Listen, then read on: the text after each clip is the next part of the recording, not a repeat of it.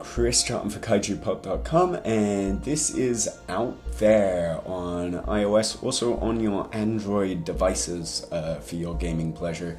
This came out this past week, and it's a sort of space-faring, choose-your-own-adventure game with permadeath in it. So I think I'm going to start off a new game here, since pretty much every time you die you have to start from scratch. It's an interesting one. It's gotten a fair bit of attention on all the Twitters and the internet at large at the moment.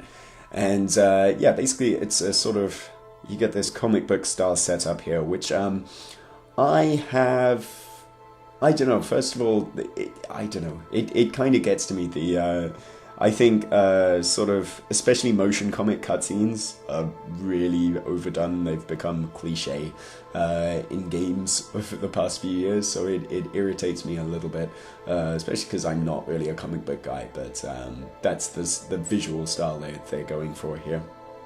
And yeah, the setup here is you're in your spaceship and you've gotten lost, and you are out there. I do enjoy that little opening sequence, especially, yeah, I mean, it does feel like the Thing kind of B-movie style.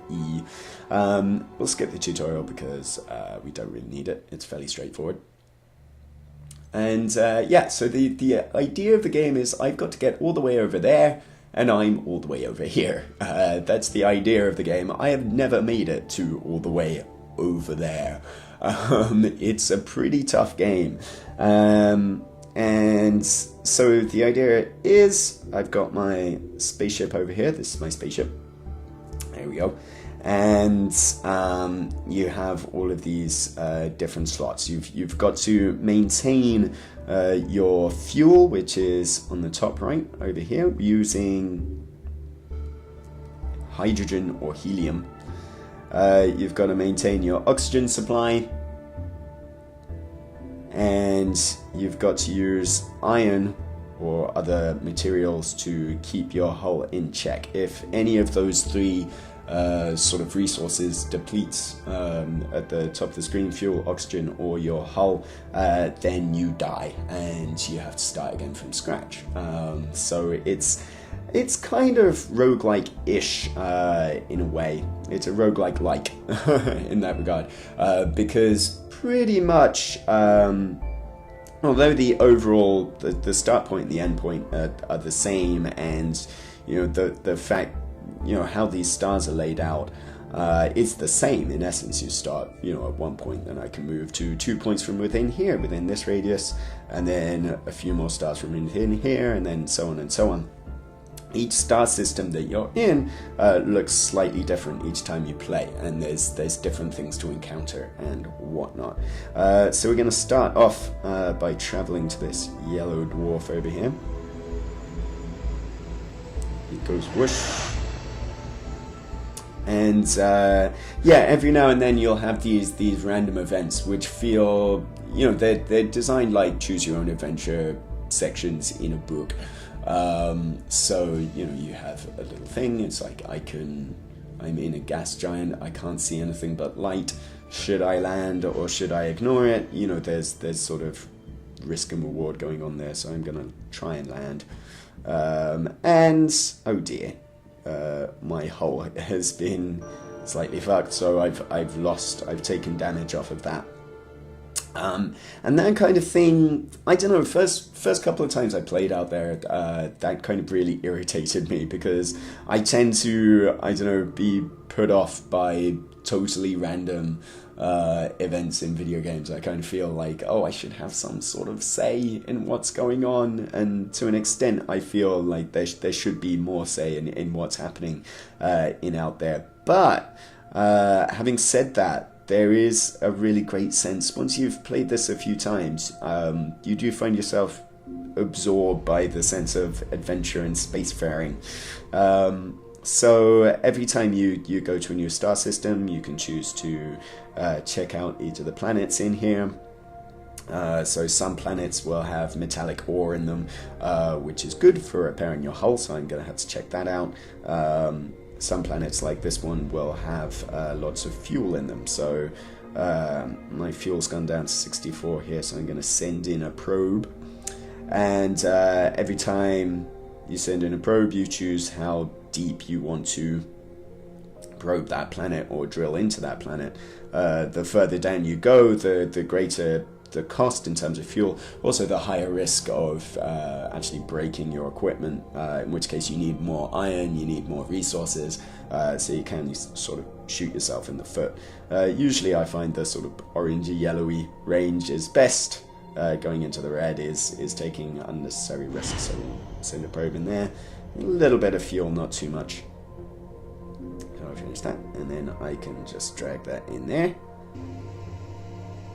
and top up my tank. And so I've done that, and my hull's taken some damage here, so I'm going to orbit this rocky planet here. I'm going to choose to land and drill in.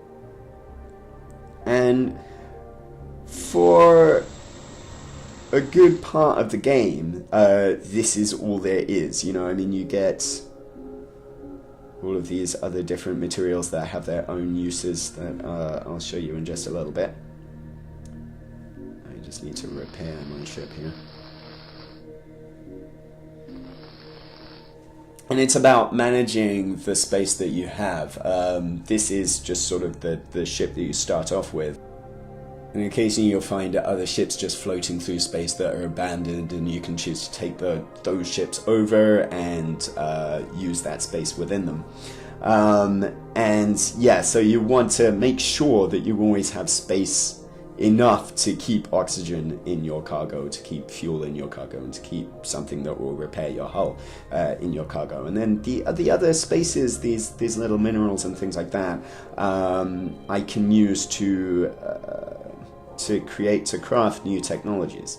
For example, I can choose to craft this sort of frozen stasis chamber that seems fairly useful, so I'll craft that, and then it's installed. But that takes up one space in my ship, so you know, I may choose in an emergency to break these things down so that I have more space in my cargo to keep everything balanced, right? And that's fairly, you know, it's simple because that's the essence of the game, really. But it's quite compelling that everything's sort of driven forward by this text-based narrative as well. And the further that I go, you know, what's really the sort of interesting part of this game is when we get to the garden planets, then we encounter new races that we can talk to. So hopefully we'll be able to get to a garden planet, but it's all random here. And yeah, there's some of these text-based bits that occasionally I'll instinctively skip because I'm like, more random events that are just dice rolls. But actually quite a few of these are fairly well written. And, you know, there's a little bit of humor within them. There's a little bit of just conveying this sense of isolation and you gradually going insane floating through space. So that's just a thing there. Let's see what we got here. Gas giants and rocky planets. Space stations are the best places because, you know, if you choose to land and orbit around a space station, you can get your fuel topped up for free, which is good and useful. Because usually when I die, it's because I run out of fuel more than for any other reason. But I think I'm good for metallic ore right now, so let's zoom off over here.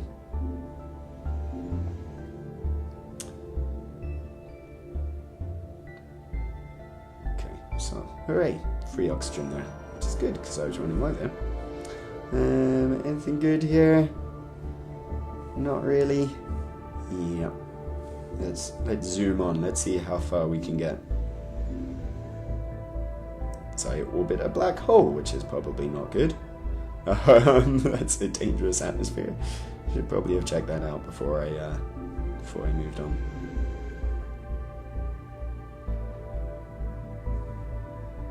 Oh, doing fairly well with my lucky random events here. Okay, yeah, so this is what I'm talking about here.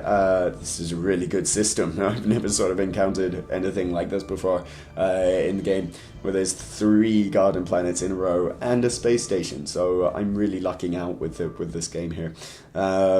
So if I go into orbit here, and you always want to land on these planets. First of all, because they're garden planets, you can breathe on them, so you automatically top up your oxygen, which is useful. And then you can encounter life. And each of these alien species, there's a whole bunch of different races within the game. And they all talk this language. The language is randomized every time you play. So at first, as you sort of quote-unquote learn new words, I was making notes of these because I thought it was persistent. It's actually not. All of these words are just randomized. And you start off by having this random string of words, and it's like, do I approve or do I disapprove of this person? I choose approve. And he wants something. I'll give him some iron because there's only 1 iron. I've got plenty. Oh dear, he didn't seem to like that, so he's buggered off. But what's cool is that every conversation you have with a new alien species will teach you a word, sometimes 2. And so now I know this S-do is we in these alien languages. All the aliens share the same language. So now the next conversation I have that will have the word we in it, that will come through in English. So now, there's this really cool, I really love the alien language aspect of this game, where, the further you go and the more races you encounter, the more you kind of know and the more you understand about this crazy, universe that you're in. I think that's really awesome. I love that concept, because you just sort of garner a little bit more of the plot, or so to speak. There's these random encounters and conversations every time you play, which is cool. I'm going to take this oxygen just to make sure we're topped up for later on, so you never know, and have some gold as well, but I don't know whether that's the best idea. Anyway, let's take off. I'm running low on fuel here, so I'm going to head over here, orbit, take on that, top up, and head to the next garden planet. So yes, sufficiently topped up with new technologies. I think we'll push onwards. I'll be kind and not destroy this person's star. And let's move on to this red giant over here. And oh my goodness! All of a sudden, like I'll suddenly notice that the fuel will suddenly dip down, and I'm not giving due care of it. Usually it's a big waste not to be, or to be in a system with a space station and not take advantage of it, but still, let's press on. My feet got stuck in the ground. The rock is made of carbon and water. The planet was going to cut off a big piece of what? Caramel. My ship's gonna be turned into caramel. Amazing. Well, yeah. So here's the risk: if I take off, if I don't take off, my hull will probably be torn to pieces. But if I take off full power, I'll probably run out of fuel. Let's wait and see.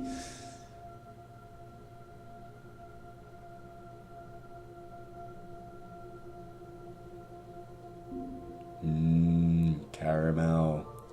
So right now I've in this system there's an abandoned ship. So yeah, these are lucky finds to pop up, because my ship, incredibly small, rubbish ship, and the other things you find are a little bit bigger, and they kind of come with their own inbuilt technologies within them. So you automatically learn whichever systems they have. Now the problem is I can't take my technologies here over on my ship over to the other one. I have to break them down. I can take the elements with me, so I'll do that, because it's always a good idea if it's a case of moving to a bigger ship, moving to a bigger boat. That's probably the best thing to do.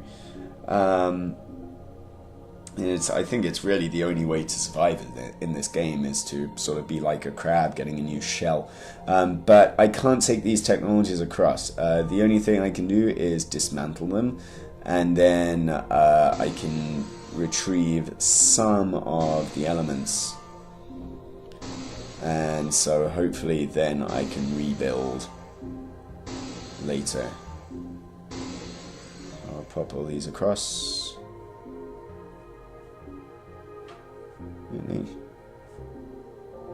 Oops. There, now I've got a new ship. Hooray! Whoops. Take over this ship.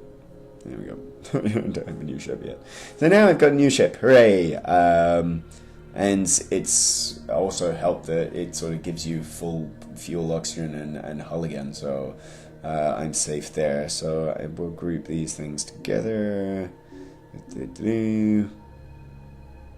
And silicon can go together. And now let's see, what can I actually make? In fact, what is this bizarre thing up here I've never seen before? Face upgrades, cryonics module, blah blah blah. So I guess I can travel further, I suppose.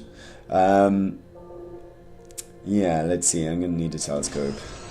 So there's that. Gravitational sails.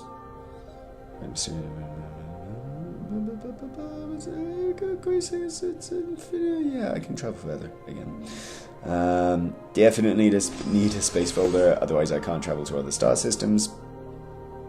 And actually, I don't need cryonics. If I've got shared cryonics, that's better.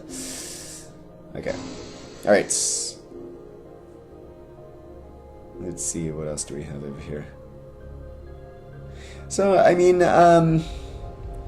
yeah, for the most part, it's not the most exciting game because the bulk of it is just doing this, encountering a planet, drilling, getting enough resources to carry on, getting enough fuel to carry on, and so forth.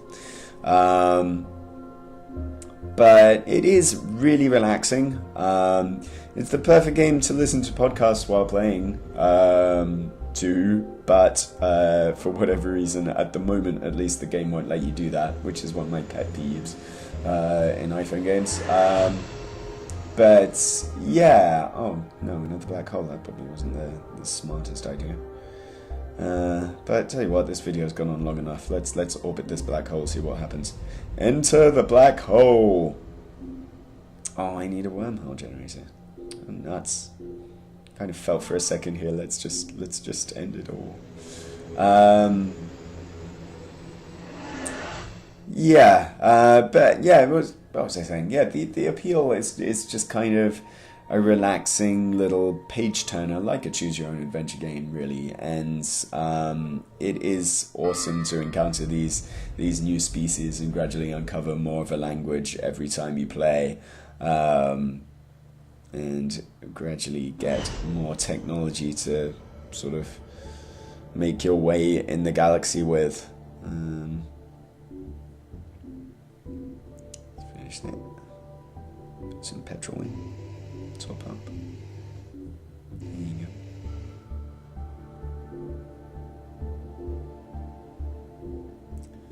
Let's see if we can't make a really big leap.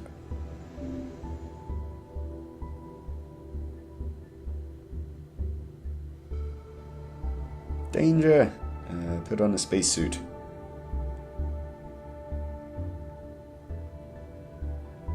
An avatar of death. Oh, no. And yeah, now my equipment's broken.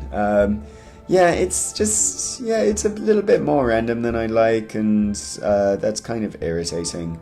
And you know, I mean, I think if you're kind of like me, then it would irritate you as well. It's like, you know, I kind of feel that I want a little bit more of a skilled element in my game, or at least some idea of what risks I'm going into.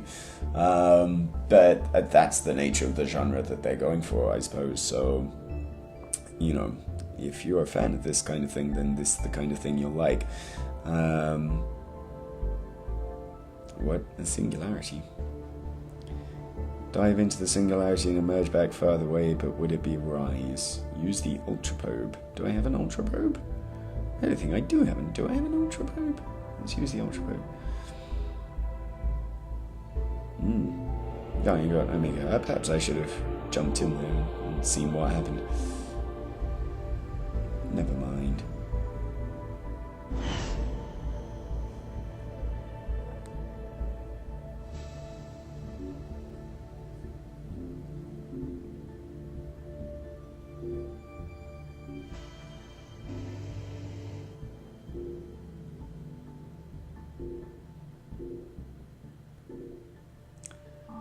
Oh no, I feel like I'm moving a step backwards. Judges and architects explore the ship. No, I've already got shared chronics. Surely you would have thought if I had the technology on my ship, even though I took it over, that I would learn how it worked. I don't know. I'm going to go for broke here, folks. I'm going to travel over here, screw the fuel thing. Let's just see what happens. Oh no, I had to use more fuel, so I've only got one fuel left.